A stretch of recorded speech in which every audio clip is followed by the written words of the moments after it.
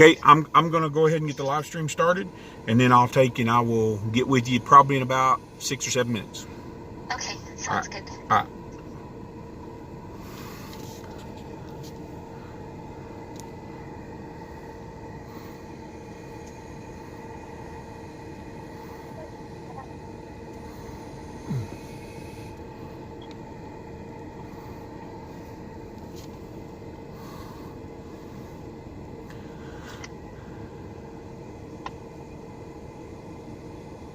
Okay, folks, got some behind the scenes footage there.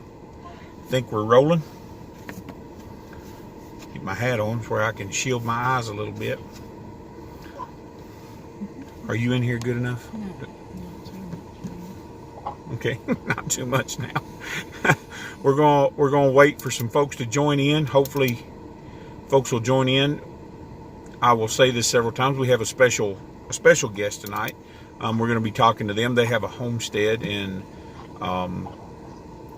southwestern Colorado, and we'll be talking to them tonight. I'm going to see if a few folks jump on.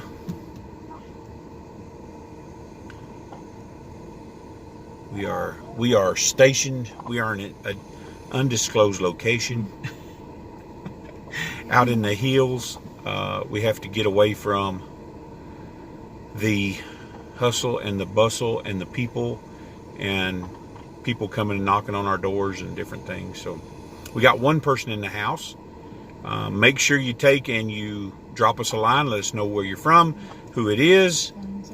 Give us the old thumbs up. We greatly appreciate that. I can hear you. You're the one person. Art and Adrian, hey guys, haven't seen you in ages. Yeah, we've been busy this week. Last week we did a premiere, and then this week I put out one video this week. We've just been super busy. A little bit of a announcement, some good news in our family. Our little family is growing. No, we're not pregnant. Our daughter is getting married. She is getting married next month. So we've had life happening around us. We've been fairly busy with that. I have been doing some filming, but I just haven't had time to edit with everything that's going on, running here and running there.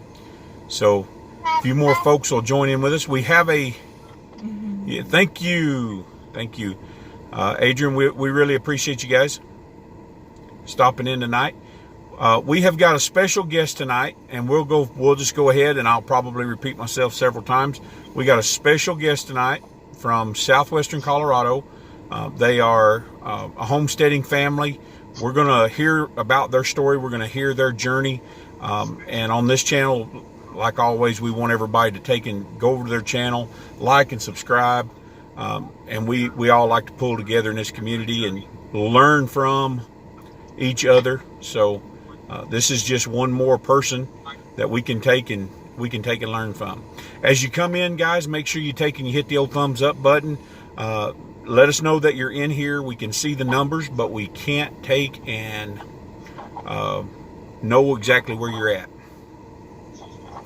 Vince Lake, all right. Hey, Mike, I've been getting your messengers. Like I said, been pretty busy. RG's in the house. Good. So I hear our guests on the line, and I do hear sheep. Tonight we're going to be giving away this old hickory butcher knife. We're going to be doing a trivia question later on tonight and give this away. So make sure you tell everybody. Make sure you take and hit the old social medias and let folks know we're going to be giving this away tonight. Okay. So without further ado, I'm going to introduce you to our guest. Okay.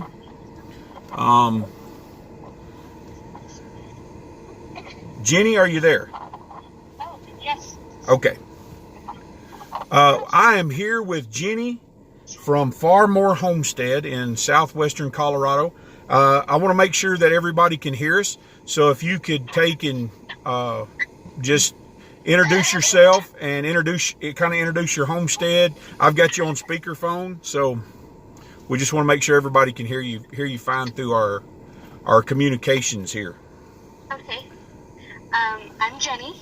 My husband Alex, he's outside. I'm working him right now. So it's just going to be me for now. And FarMoore Homestead, like he said, we are in southwestern Colorado. We have 5 acres. And I don't know. So we kind of start out with kind of tell us your story about how you kind of got to where you are now. What sparked you, your husband, what sparked you to go down this avenue of being not normal to being not going along with status quo? What led you to this point? Well, I grew up, I actually was born and raised in San Diego, California. And so I've always been like a city girl, but I never fit in the city. I used to tell my parents and my grandma all the time that I wanted to live on a farm. And I did. I don't know. Alex, he was raised around this kind of lifestyle since he was born. His mom and dad, they had a really large family. He's 13 out of 15 kids. Oh, wow. So they did a lot of, raising their own food and kind of entrepreneur-ish. But so I always knew that I wanted this lifestyle. And I was married previously, and we moved out here. Long story short, I have some family out here, so it was an easy move for us to do. And we ended up divorcing, and then a couple years later, I met Alex, and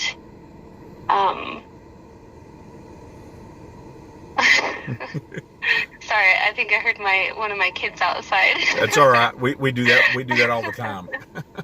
There was like a really weird noise, and I was like, "What is that?" That's quite all right. So we met, and we dated for about a year or so, and then we got married. And we always, since it was both an interest of ours, we always wanted to get into it. But whenever we were getting married, I had already signed up for. It's not Habitat for Humanity, but it's kind of it's a USDA thing where you help build each other's houses. Oh yeah. And I was already signed up to do that, and so it was Alex kind of had to take on that with me for a little bit, and so we actually ended up getting out of that. A bunch of stuff happened, and we got out of it. We were able to. They bought our house back that we were building, and we bought a foreclosure still in this area. We bought a foreclosure on 15 acres, and we knew that, we were like, oh, let's homestead. And so we thought we were going on the right path to, achieve our goal of living self-sustained, and so that, to the point where he wouldn't really have to necessarily be employed by anybody.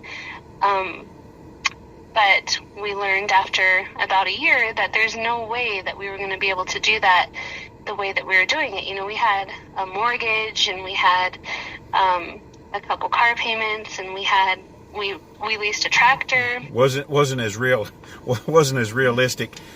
We've got there's some folks, they're just now coming in.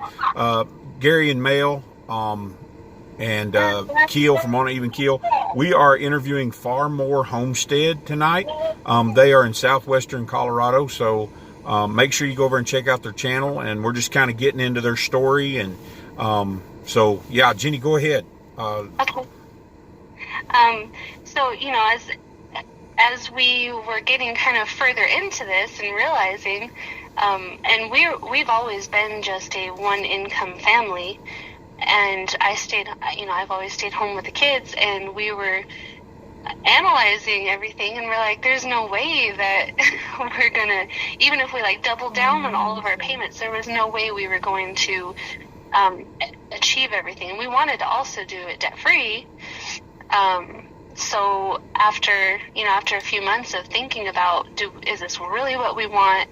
And talking about the steps that we're going to have to take to get to that point, one night we were just finally like, this is the only way we can do it, is to sell everything and kind of start off fresh. And we, it was just all in at that point. It was either let's do it or let's just stay where we were at. So we sold, the next day we called our realtor and we sold our house. It sold fairly fast, actually. We had some equity in it. So we paid off one of our cars, and we sold the tractor, and we sold, everything that we had debt, we sold. And we bought a fifth wheel with the remainder of what we had. And a friend of ours that lived down the road, he had some RV hookups on his property. So we rented for about a year on his property in our fifth wheel until we saved up enough money. And the location that we chose is, we're probably 25-30 minutes away from our friends and family, and we didn't purposefully move out as far as we did, but we found a great deal on the 5 acres that we're living on right now. And so we bought it and moved our fifth wheel over here. So how many kids did you have at that point living in a fifth wheel in a camper? 3.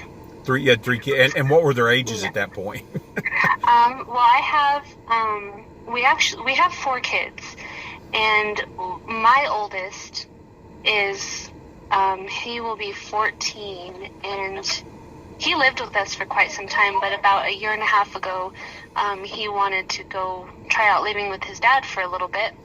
So he's over there. So, and then we have Taylor, she's 13, and we have Garen, he is 5, and Jackson just turned 1 about 2 weeks ago. Wow.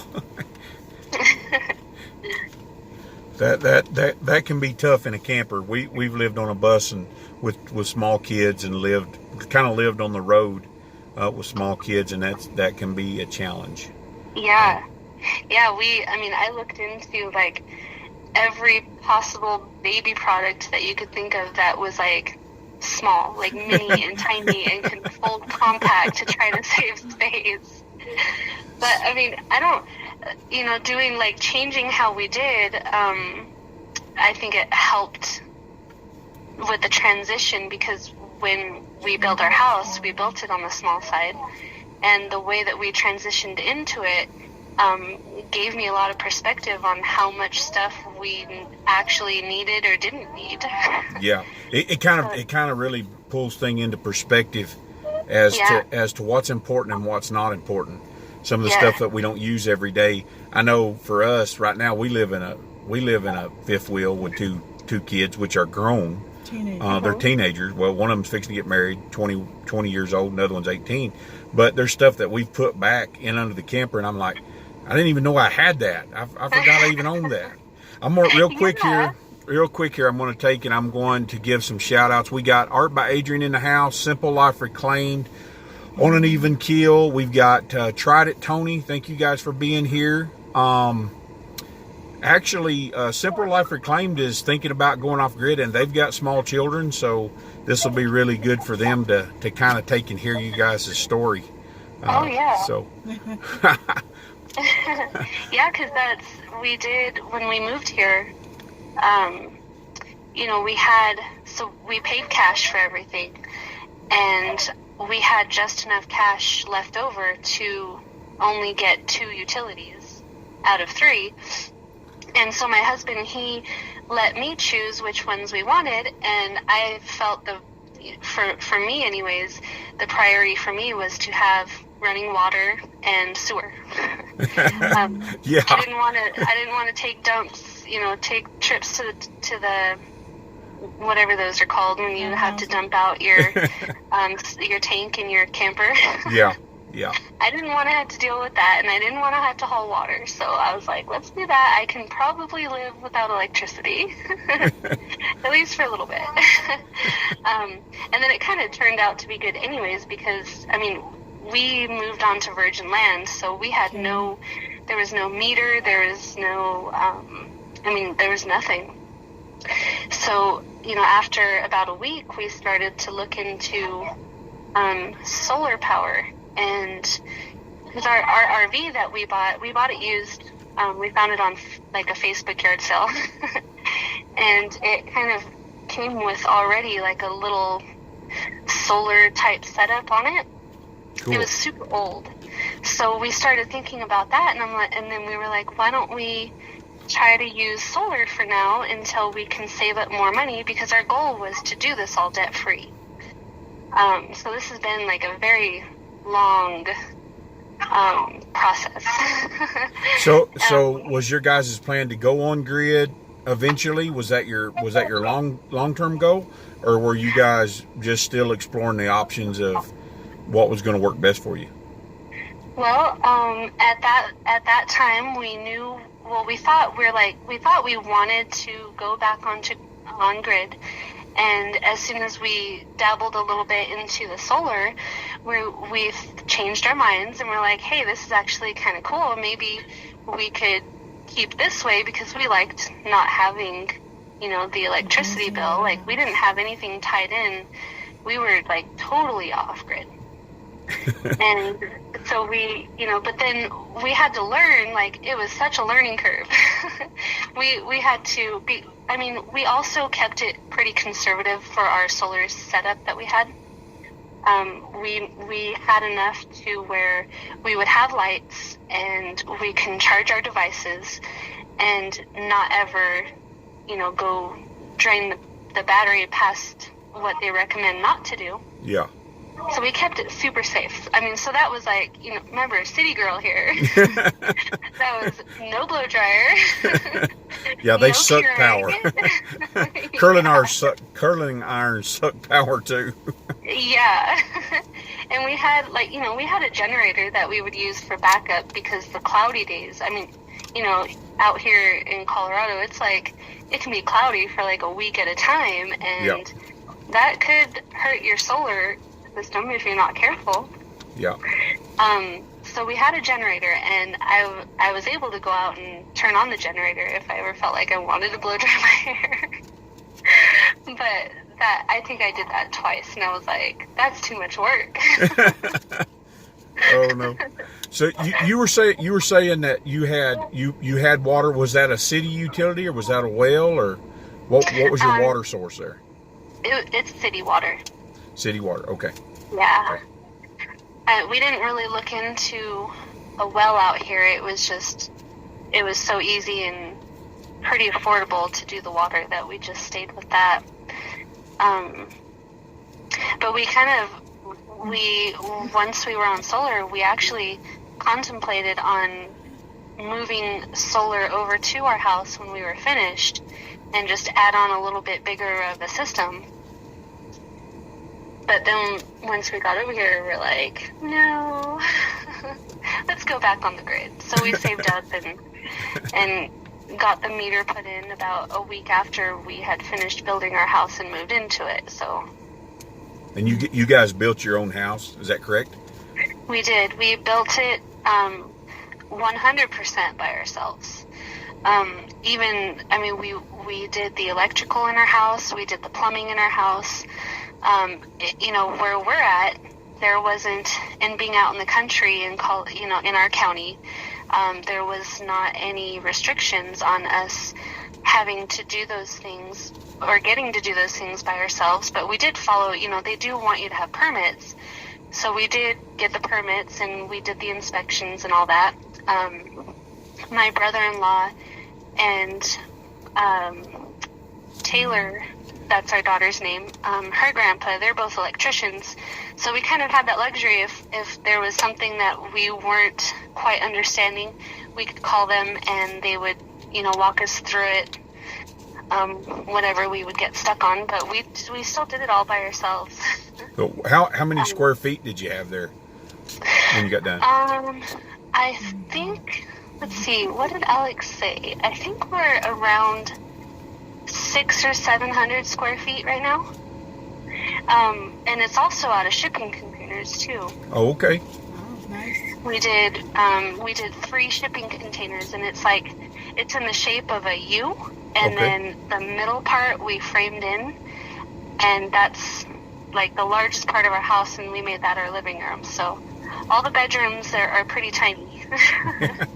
There's nothing wrong with that. We get by pretty good in a small space. You sometimes you want to get outside. When you have a small space, the thing that I've found out is you tend to live outside more. Even when it's cold, even when it's hot, you tend to be outside more. That is totally true. And I mean, Alex, he loves, like, we all love to be outside, but he's like a different level of love to be outside, because it'll be winter time and like 10 degrees outside. He's like, I'm going to go outside. I'm like, hey, bye. I'll watch you. What kind of heat do you guys heat with out there? That's a really good question. When we built our house, we put in a pellet stove, and we tried to find this, like, we put in the smallest pellet stove that we could find without getting into the tiny home pellet stoves heating, because once you get there, the price kind of gets really high really fast. Yeah. So we got a pellet stove, and we kept that for just one season, and it was too much stove for our house. So we sold it. And we actually we plan to get like one of those diesel heaters that you mount on the wall, and it's kind of like a kerosene, I guess, but you can use diesel in them, like the modern ones. Okay. Yeah. So our plan is for that, but actually for now we have been using 2 tower space heaters. Okay. But we insulated our house like so good that we only need one on each side of our house, and it keeps it toasty in here, and it hasn't been super expensive to heat either. We just got a question from Simple Life Reclaimed. I don't know if you're following along there with the chat, but Gary and Mel are asking, does your husband still have a full-time job? He does. For right now, he does still have a full-time job. He works a lot. Me and the kids, since Taylor, our little kids, like Garen, he hasn't started school yet, but with everything going on, Taylor's been doing online school now, so she stays home and she does her school in just a couple hours, and then her and I will go out and we try to do as much as we can around here to with animal caretaking and a lot of the stuff, like the building stuff, because I'm not as experienced with any of it, a lot of the stuff we do have to kind of wait for Alex to get home to help us out with, but it's been fun. I've been learning a ton of stuff. I know I was watching your barn build, and I was telling my wife, I said, he's my kind of guy. He overbuilt the thing. There's not too many people would build it the way he was building it. I said, he has overbuilt that thing. It ain't going nowhere. Yeah. He really put a lot of extra things in there that I would have done. He probably did some things I wouldn't have done just because I'm like, man, that was overkill. But everybody says I build stuff overkill. But oh, yeah. He really did a good job on that barn. So he did. It's turning out really nice. We kind of took a break on showing each of the steps because we thought maybe everybody was starting to get a little bored with pole barn every week. No, and I'll tell you, and this is just a hint out there to guys. There's a lot of people that are getting into this now, and a lot of them do not know. There's a lot of us out there that have been builders our whole life, and we look at it, we know what we're looking at. But Yeah, a bit busy little house. There is a link. If you go back up in the chat, there is a link to her page. But back to what I was saying, there's a lot of people out there that don't know. So step by steps, giving really informative steps on why you're doing what you're doing, and just kind of the concepts really helps people. Because there's a lot of folks out there that contact me by email. They get my email, they get my number, they call me, and it is very popular. It will help build your channel, and there's a lot of people that on there that you will help. And even us people, that we know what we're doing. I watch other guys building, and I go, hey, I like that trick. If I watch a 30-minute video or a 15-minute video and I get one thing out of it that I can use, I feel like I've taken and done a good thing for 15 minutes. If I get one thing out of it, so I've done something profitable. So, what kind of animals do you guys have right now on your homestead? We have some sheep. We have Dorper sheep. Dorpers? For if anyone's unfamiliar with Dorper sheep, they are a hair sheep. When we first got sheep, we did get like a Suffolk cross, and we learned really fast that wool sheep and shearing was not for us. So we quickly changed directions with our herd and kind of swapped them out for the hair sheep instead, and those have been really nice. They're a lot less susceptible to disease, and you don't have to shear them. They have hair, and it sheds like a dog would shed. You can actually comb the Dorpers, Katahdins, and Polypay sheep. You don't have to shear them. They have what they call a shedding comb, and you can actually shed them and gather the wool, or it can blow all over your barnyard where they rub it on the fence. Yeah, we have all kinds, like little tiny spools of hair wrapped around all of our fencing outside. Yeah. But we also have a LGD dog, and we have some chickens, and you guys are going to get a little sneak peek because we haven't gotten this far yet in our videos. But we have, let's see, 18 I think baby chicks. Oh yeah. And we just ordered a bunch of ducks. So we're going to have about 20 ducks pretty soon, and 6 geese. And we have rabbits. We do meat rabbits.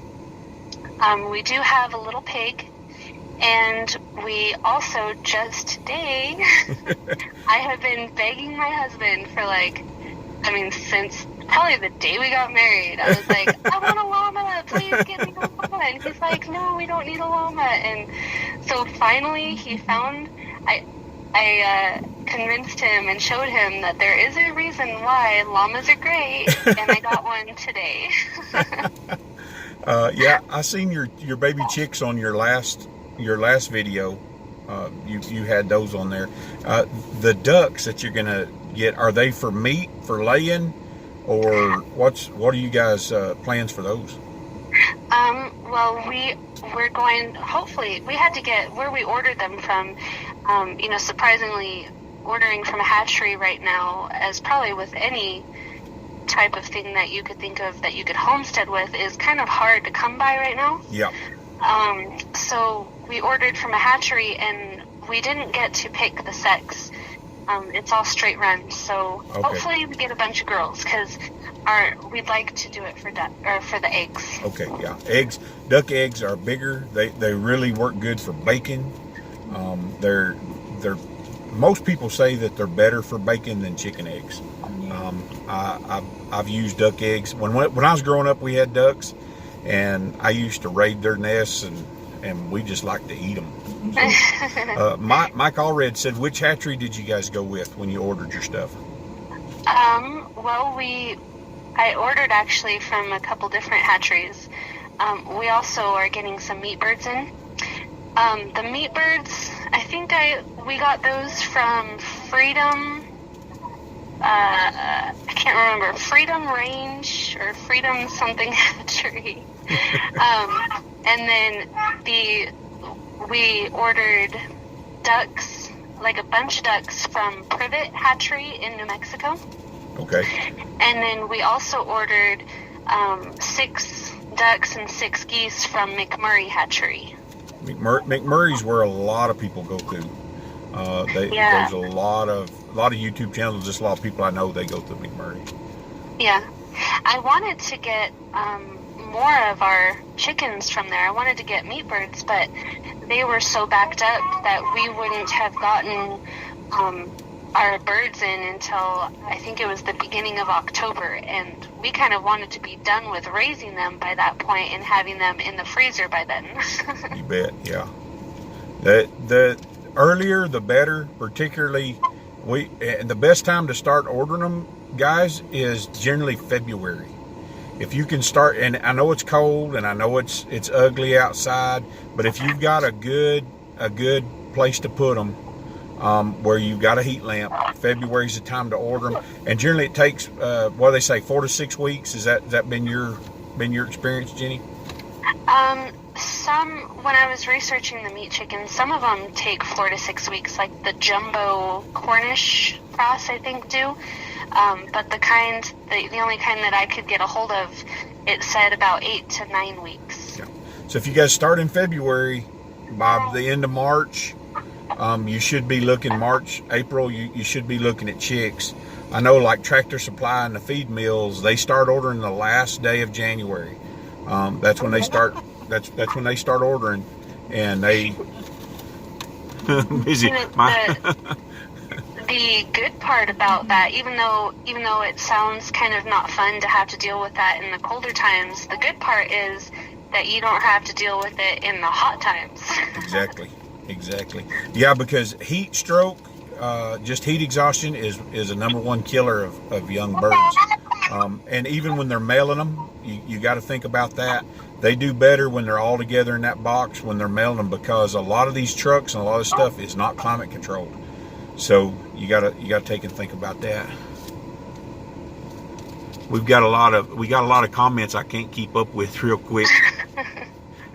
Simple Life Reclaimed says that. I just read the one about the busy little house saying that the ducks are pigs. And they stink. They are messy. Trust me, you will want them in a pen. And they'll make a mess of that pen. Yeah, they are super messy. We have 2 that we bought along with our chicks, and 2 is messy. Yeah. Wait till you get the rest of them there. We had the Muscovy ducks, and they are super messy. But we like to eat them. I mean, we'd raise them up, and once they got up big enough, we would take and we would butcher them and eat them. And they taste just as good. You can cook with them, guys, just like you do a chicken or just like a turkey. There's the duck meat. What I found, depending upon the ducks you get, like wild ducks, and some of them are not real good, like mud ducks. But Muscovies, any of the more domesticated ducks, it's a really rich meat, and it makes really good recipes. I mean, you make anything with duck that you do with chicken.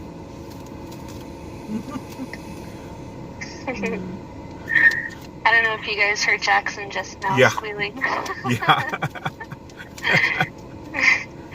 He was trying to escape. RG's asking, what is your elevation there, Jenny?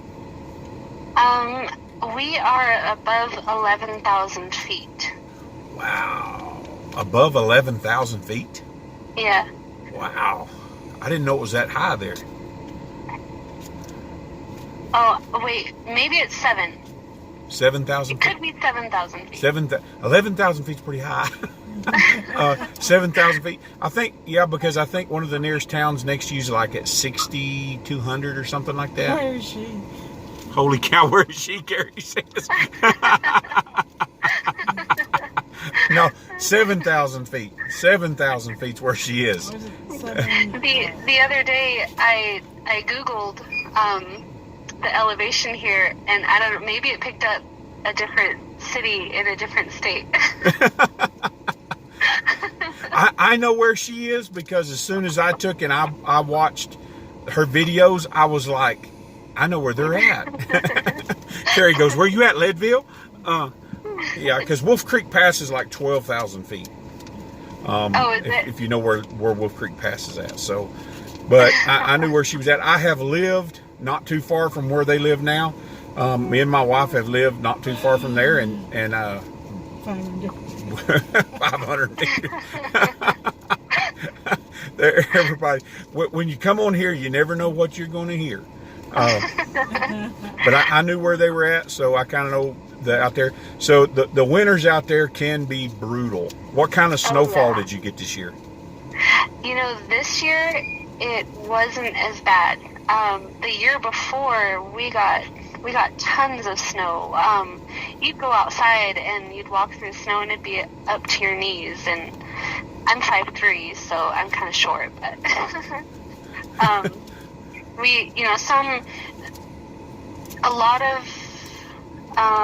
it seems like a few years back, maybe like 7 or 8 years ago, the winters were a lot worse out here. But over the last few years, they have been pretty mild. But when we were living in our fifth wheel and we were on solar, we had to go outside. This is one reason why I do not miss solar.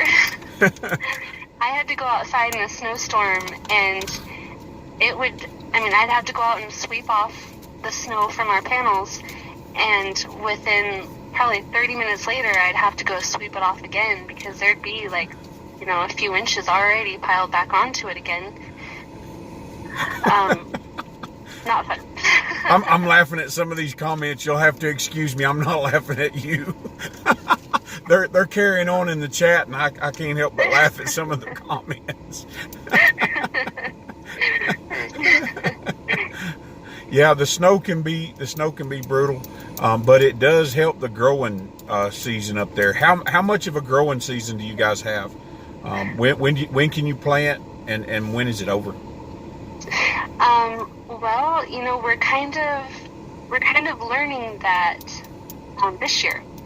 We kind of had like a hobby garden a couple years ago, and this year we are actually trying to really grow a garden. So it's it's still trial and error for us right now. We put some squash plants that we started, maybe in March, end of March, I think we started them. And we just put them in the ground maybe 2 weeks ago. And that was a mistake. You guys already had frost, huh?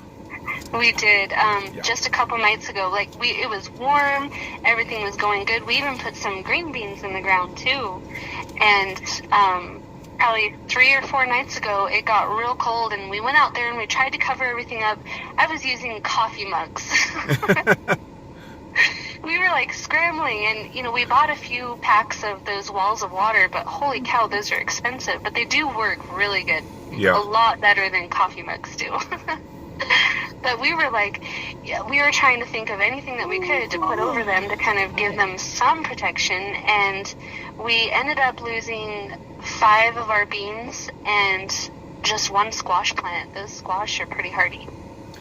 Yeah. But for sure, next year we are going to remember to not put anything in the ground until mid-May. What are you guys planning on getting a greenhouse, or you guys thinking about doing anything like that? We built a greenhouse, and that is going to be one of our next videos, is showing you guys our greenhouse. Awesome. Yeah. Awesome. Well, we're going to take a short break here. I'm going to cover this.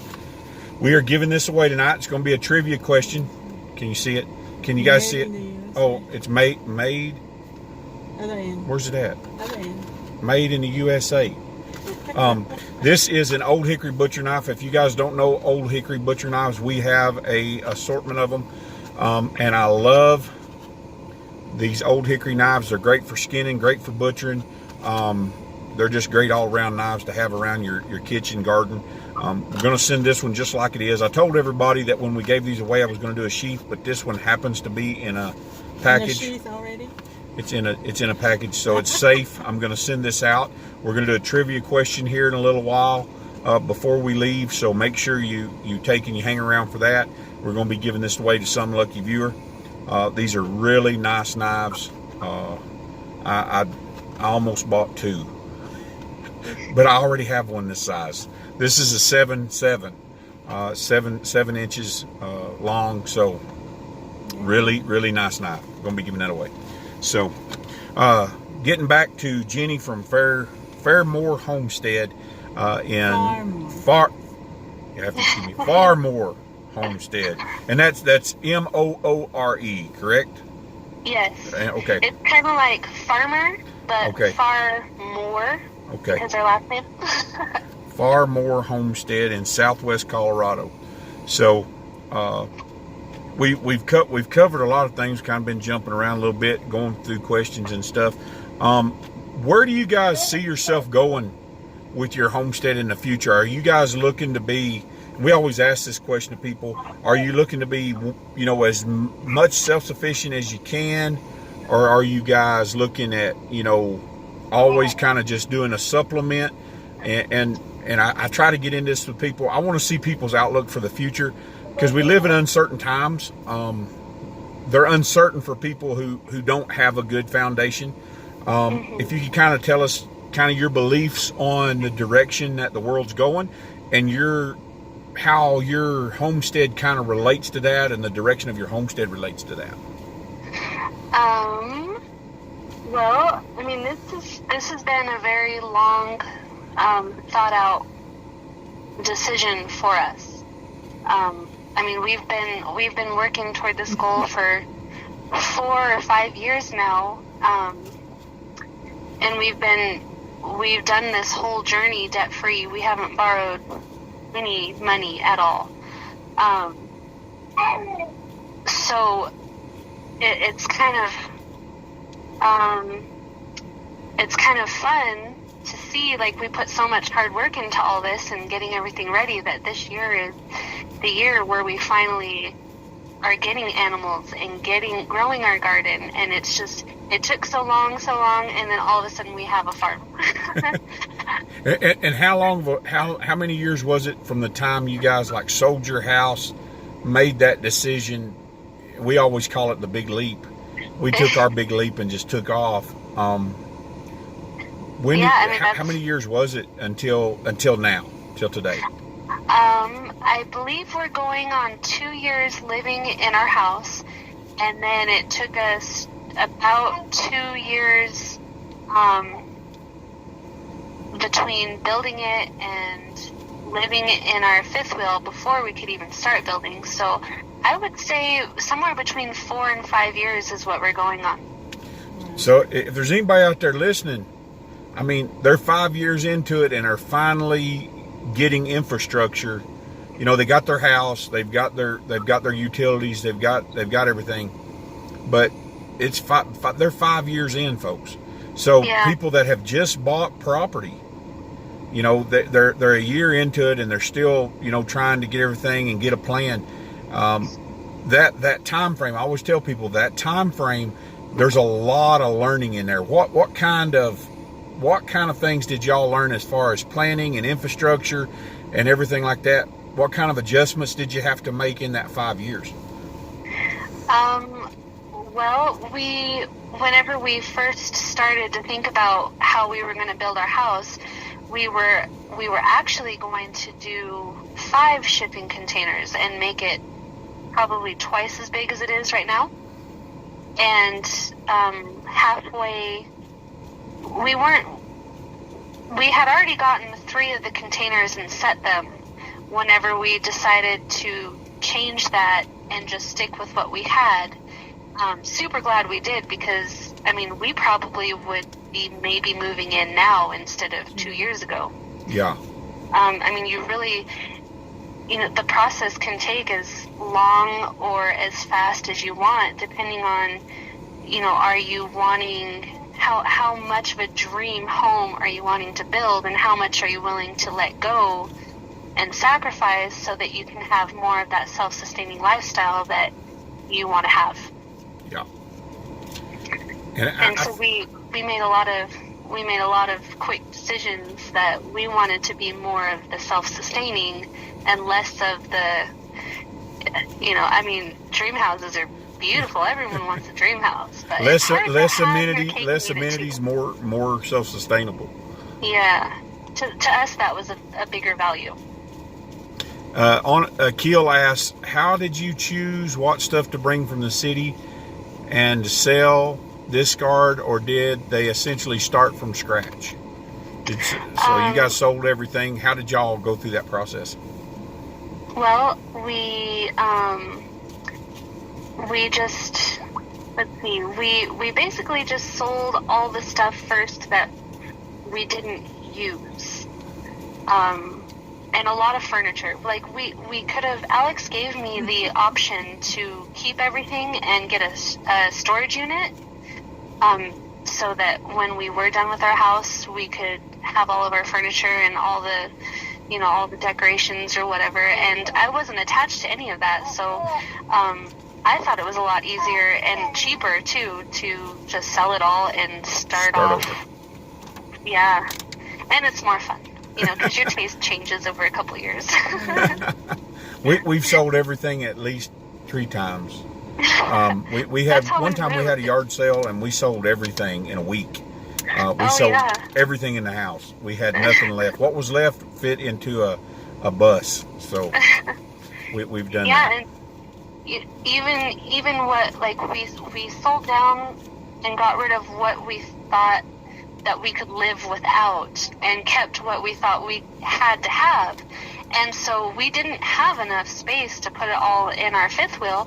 So we did, at that time, we had a horse trailer, and we also have a enclosed utility trailer. I've seen that, and yeah, so we, like, kind of our overflow, we would stick in those trailers, and just over time, like a year later, we were kind of looking at everything, and it was, we were looking at our process and the time frame it was taking, and we made the decision that these things weren't important. Like, they didn't have sentimental value. So for us, the best thing to do was to sell it and downsize even more the things, because you do each step that you take, you kind of downsize and think, okay, I can live with just this. And then you live with just that for a while, and then you see that, oh, you don't really need that much either. Well, and in today's society, so many people are, they self-identify with what they have. Yeah. And I've told people, when you go off grid, when you're moving away from, stuff, and you're moving out there, then you really truly learn who you are. Because you get rid of all those things that everybody else has. Sometimes you have to get rid of some technology, some of the nicer things, and you don't so much look at how good looking is this car. You look at, is it 4-wheel drive? Does it go good in the snow? Is it 4-wheel drive? Will it last me? Like, will it get me from point A to point B? Exactly. And keep me safe if I run in a ditch. I'm good at that out here. Those type of things are what people really have to go through, and I tell people that it's emotional. There's an emotional cleansing that comes from selling everything, because you get totally unattached, and it becomes more about living life. I think so many times, I'm gonna start preaching here. I think so many times people are trapped by stuff. They're trapped by consumerism, because they have to have the next thing and the next thing and the next thing. Even with what we're doing, I have to stop myself, because the other day I was looking at stuff online. I was going, what in the world am I looking at this for? I don't have to have this right now. But we get trapped in that. And then when you start selling it all and you get rid of it, and there's nothing left but the essentials, you and a raw piece of land, you and your family and a raw piece of land, then you start really realizing who you are, what your strengths are, what your weaknesses are, and you really have to self-evaluate, and you get free of all that. It's a burden. It's a burden to your mind. It's a burden to looking at the neighbors going, oh, look what they got. Oh, I think I need that. You get free of all that. It's like a never-ending pit. Yeah. Exactly. It doesn't matter how much you get. It doesn't matter how much you buy. It'll never be enough if that's what you're filling your heart with. Oh yes. We so we much. like. Oh yeah. We take and we like experiences. We like fishing. We like traveling. We like just like this last couple weeks ago. We went down to Blissful Acres Off-Grid Homestead. I love that kind of thing. I would rather be doing that than having to work a 70-hour-week job just to have the next piece of technology. Yeah, because if you're, it's so easy to be a slave to just owning a bunch of cool things. But then again, you don't really own it. No. You never truly own it. Well, and then it's outdated. They come out with something else. Yeah. I know, you buy the latest iPhone and then 6 months later there's another one even cooler. Yeah, exactly. So it kind of feeds your discontent, the discontentment that we naturally have. Exactly. Oh. Let's see if I can fix this right here. Nope, it's way back here. But doing it the way that we did, I probably was more attached to things than Alex was. It was a lot easier for him to go through those steps, but for me, he kind of he showed a lot of care for me to.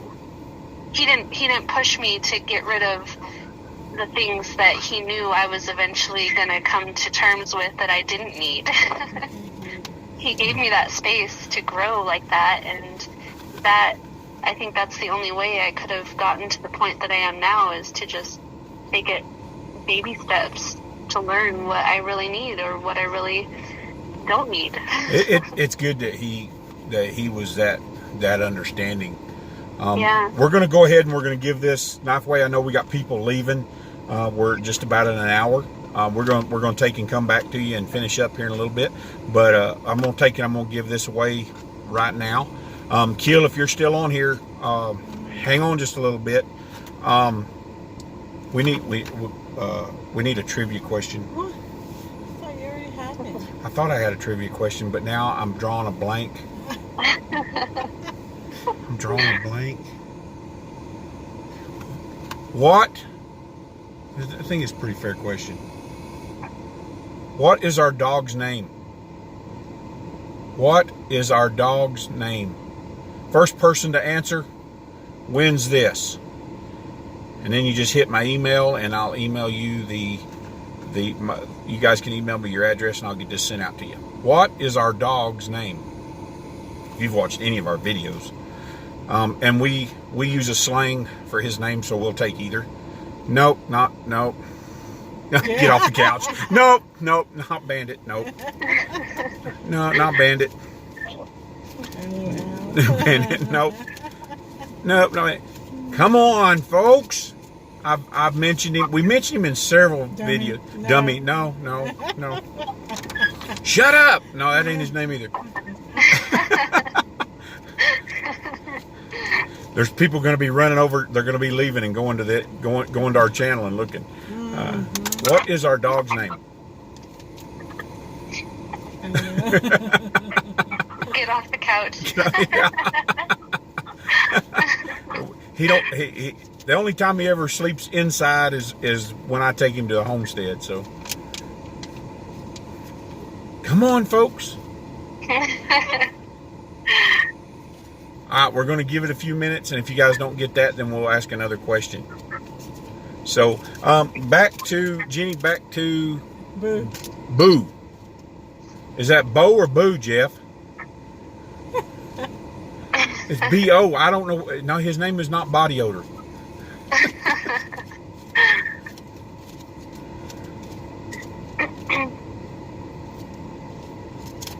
Can you give me a extended version? No, not bow. No. Nope. So Jenny, we'll give them a few minutes there. What about the direction of your homestead? Where are you guys headed in the context of how the world is going right now?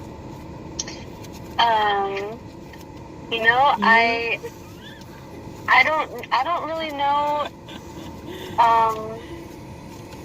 I guess for like this right now, this like today, it kind of seems like a lot of the world might be trying to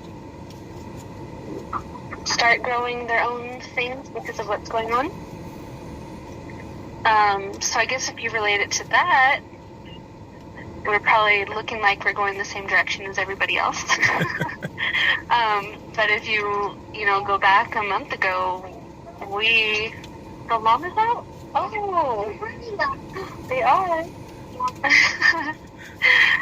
That's Garen. He came to tell me that they're letting my llama out with the sheep. Oh, yeah. But I guess like a month ago, we might be a little bit weird to most of society because of how simple we live our life, and we don't get to travel because farm life. Yeah. I don't think I can find somebody that will want to come and take care of our 50 animals. I don't know. I know I wouldn't want to go take care of somebody's animals. Did the events that have happened here recently, did they take, what's going on in the world, did they take and kind of re-energize you, or kind of wake you up and say, okay, we need to be doing more? Or were you kind of in that direction anyway? I know for us, it was like, okay, we got time, we can go ahead and we can do these things, we can take our time, build our systems, take a whole lot more time to prepare. And now we're like, no, hit fast forward. We need to hurry up. We're getting anxious here, thinking that we're running out of time. Yes. Almost a feeling. How's it with you guys? I think with the way that everybody is trying to buy up certain things, I mean, it's affecting more than just toilet paper. Yeah. I mean, if we're being honest, like, I mean, we have tried to buy a rototiller. Garen, we gotta close this door. I'm gonna turn it off. She's mommying. We were trying to find a rototiller, and usually in our town we can go to just about any like Big R or any store, any hardware store, and find a rototiller, and we cannot get a hold of a rototiller. So we've been having to tear out like sagebrush and other kinds of things with pickaxes and shovels. Yeah. On maybe half an acre, maybe not that much, maybe like a quarter of an acre of soil to plant our garden into. So that has really affected us, and that, things like that kind of make us have those feelings of we need to hurry up because it might not be there whenever we need it.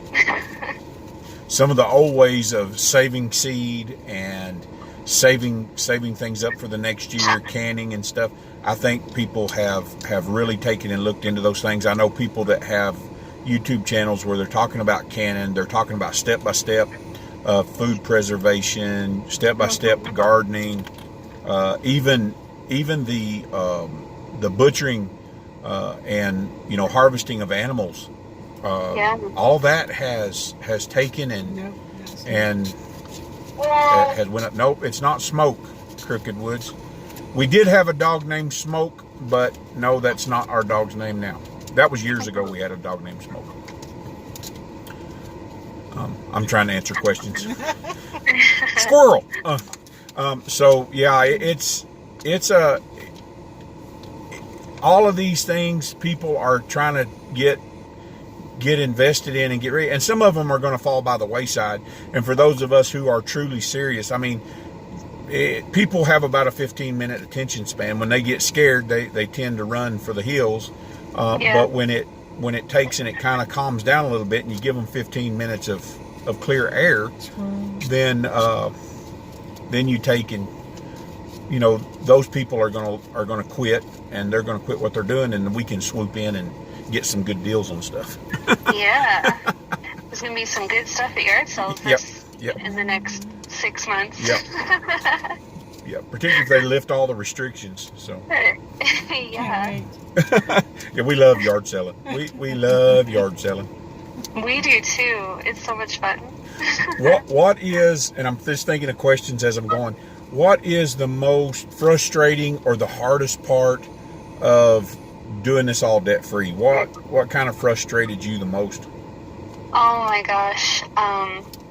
The time it takes, the sacrifice it takes. We literally ate beans every night for dinner for a year. Hear that, guys? Beans every night for a year. Now, did you guys follow the Dave Ramsey plan, or did you kind of do it yourself, or come up with your own plan? Alex has a friend who makes delicious beans. So I got his recipe, and we get the local Anasazi beans. Oh yeah.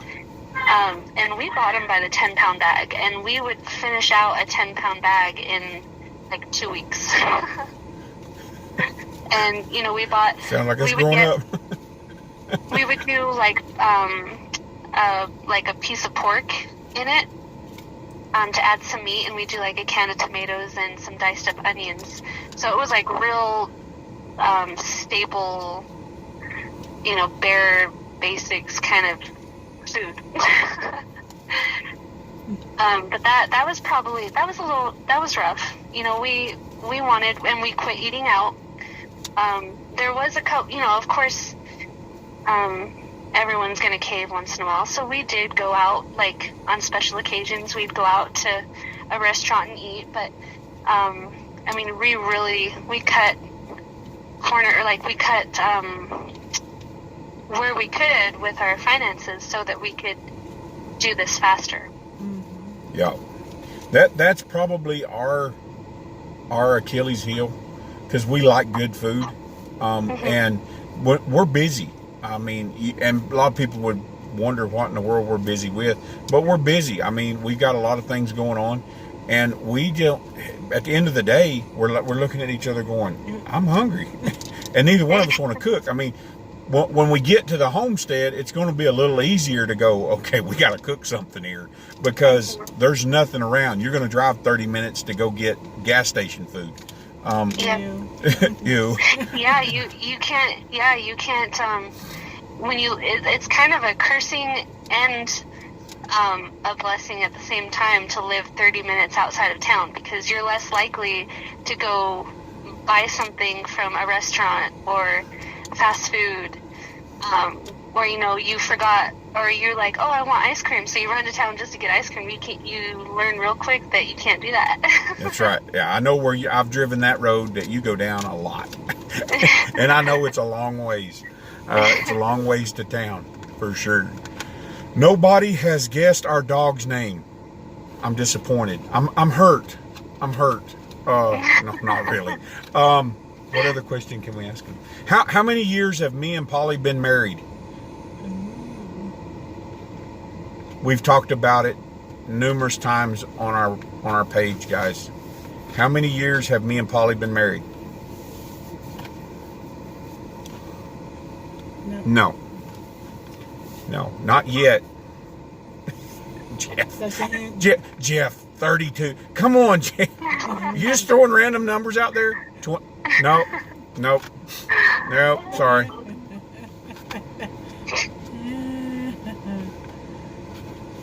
Every time we have a special, if he keeps guessing, he might get close. Yeah.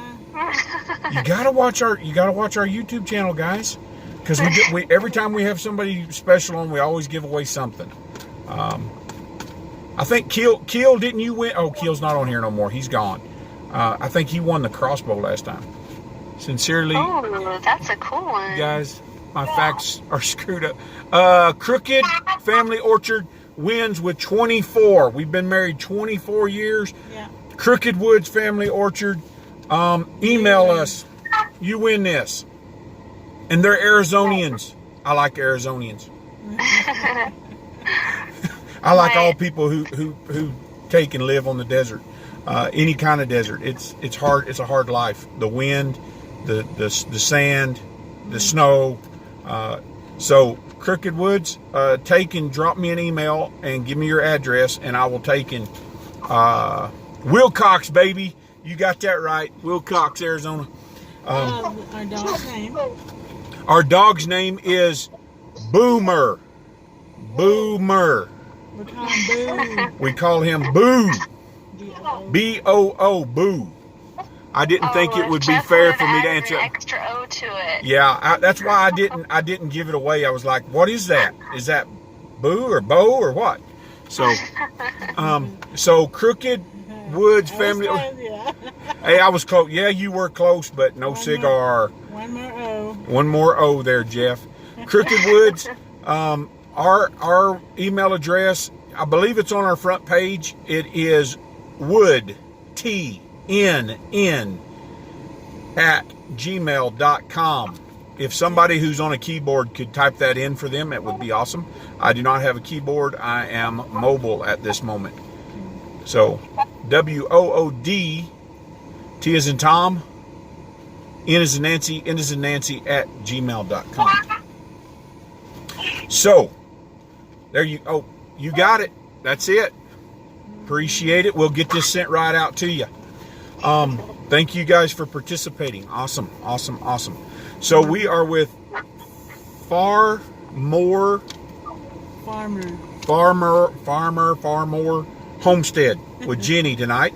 And we've been on here about an hour, so we're going to ask some wrap-up questions, and then we are going to take and probably sign off. We usually do about an hour. We've had an awesome time with you guys. We hope to get up there sometime when our schedules take and interact. We can. Right now we are very busy. We are very busy with a wedding, but we would love to come up there and shoot some video. Oh, Yeah, Anna pretty cool. is getting married June 5th. So if we don't have videos out 3 days a week or 2 days a week or even all week, we will do our live streams on Saturdays, but except June 6th. Except June 6th. Mark that on your calendar, June 6th. There will be no live stream because we will be doing a wedding reception. So, Party. oh yeah, and everybody who's in the area is more than welcome to come to the reception and eat brisket. I will be cooking. Ooh, yum. So it's not that far of a drive, Jenny. We are a hospitable people. We just love people, as long as they go home at some point. Are you going to video the wedding? I will be doing a Facebook Live of the wedding because it's going to be epic. So I will be doing a Facebook Live. You can run over to my Facebook channel, Moses A. Woodson. Go over there and check that out. I do post a lot of things, guys, during the week. Jenny, are you guys active on Facebook, Instagram, that sort of thing? We are actually. Our Facebook. If you go to our YouTube on the About Me, I put a link up to our Facebook, Instagram, and Twitter accounts. Okay. As well as our email. I'll be posting that stuff in this video. It may take me a day or two, but I'll get it all wrapped up and get this one edited.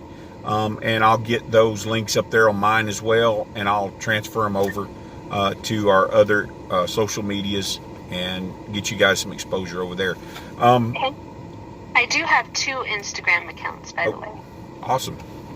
Yeah. We use Anna's and ours, the High Desert Homestead, so pretty. I'll have to look you guys up. I've been wondering if you guys aren't have an Instagram account. We do on the bottom in the description of all of our videos is our Facebook page and our Instagram page. Okay. Whenever we're done here, I'll go and give you guys a follow with. I have my personal one, and then I have our homesteading. It's not really our homesteading one. It's more like the shipping container part of it. That one, I try to be active on that, but I'm not as active on that one as I probably should be. But my personal one, you can see all kinds of cool stuff all the time. I'm always show us more videos of that. We would love to see more videos of the shipping container. Get your husband on there explaining what you guys did. There's a really good couple. It's called Better Together Life, I don't know if you follow them or not, you guys. They're down in Texas, and they turned a shed into a house, and they've turned it into a whole thing. I mean, they've got a YouTube channel. They've got a website where they take and they help people. So that's something you guys may want to look into. There is kind of exploit that aspect of your guys' journey to kind of help other people. Yeah, I know that probably lots of people would enjoy to hear how we did all this. Yeah, your story with is 4 kids and debt free. Yeah, and we're only 36 years old. Oh wow, that right there is awesome in itself to be that young. I wish I had.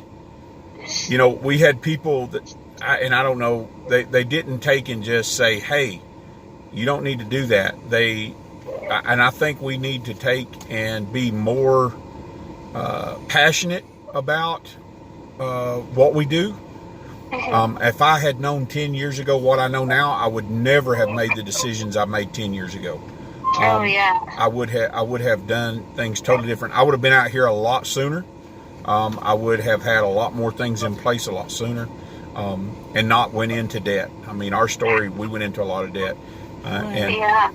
We couldn't come out here sooner. Well, no, God wouldn't let us come out here sooner. But I think there again, we didn't know what we know now. Time and education. You have to go through those things to learn how to get where you are. Yeah, for sure. So are your kids, are you guys looking at expanding for your kids? You know, are they still too young yet? Or is the 14-year-old going, you know, they like this? The 13-year-old, are they saying they like this kind of lifestyle? Or is it something that, you know? She loves it. In a lot of our videos, like, she's always out there with us, building fence or herding animals. She's terrified of our ram, but she'll still herd him if she has to. Both of us, we have him kind of grain trained, but I mean, if he even thinks you have grain, you better run fast. He's gonna come after you, huh? Yeah, he is a very fast runner.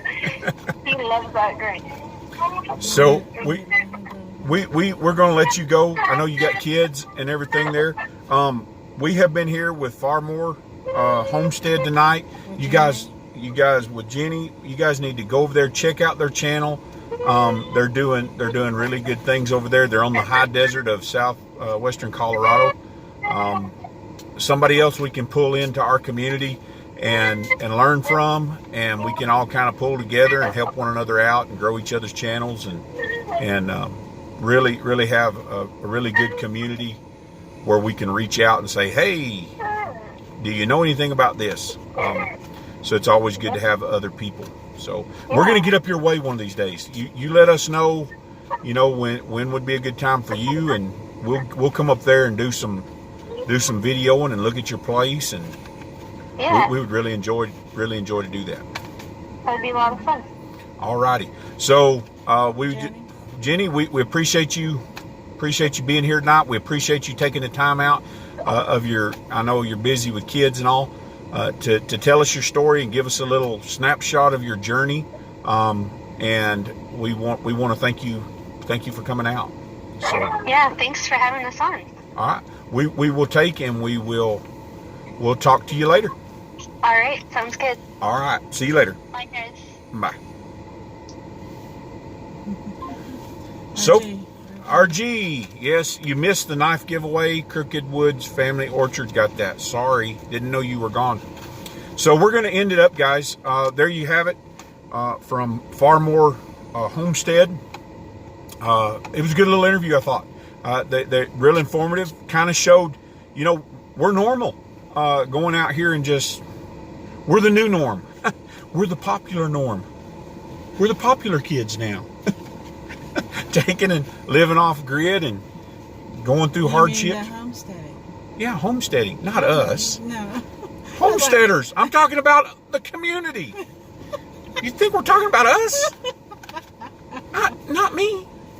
Love you, Jewel. Sorry, guys, I didn't interact with you as much with the interview. No, homesteaders are popular now.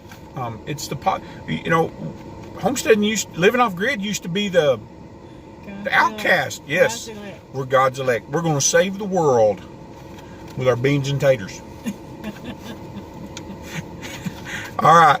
So, really appreciate Jenny for coming on tonight and giving us a snapshot of their journey, and kind of reaffirming. Every time I hear somebody's story where they done it debt free, lived off grid, went through hardship, my hat's off to them, because I've been there and I know what it takes. It really reaffirms what I kind of feel more normal. I'm sure they can use it more than me. I hope they enjoy the knife. Thanks, RG. It makes me feel more normal, I guess. And I don't care what anybody says. You can live an outcast if you want to. But when you hear stories like that, you go, oh, okay, maybe I am. Maybe there is something to this. It just kind of helps us. It encourages me, if you want to say that. Okay. So I appreciate you guys for being here tonight. Thank you guys for everybody who were in the chat, who participated in the trivia. Crooked Woods, we'll get this out to you.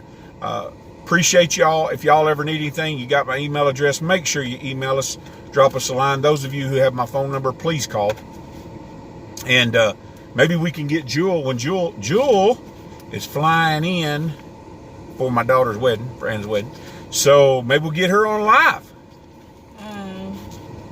Maybe. Not that Saturday. Maybe we'll do a live in the middle of the week then. We ain't playing by no rules here. It's our rules. It's our rules. This is our house. Maybe we'll do a live and Jewel can join in and we can have us a good time. So I appreciate you guys. Anything else? Anything else? Anybody else got an announcement? Anything else? We got 9 people on. Maybe not.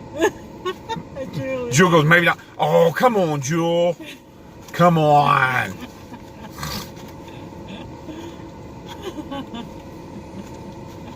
If there's nothing else, appreciate you guys. We'll see you down the road. Good night, everybody.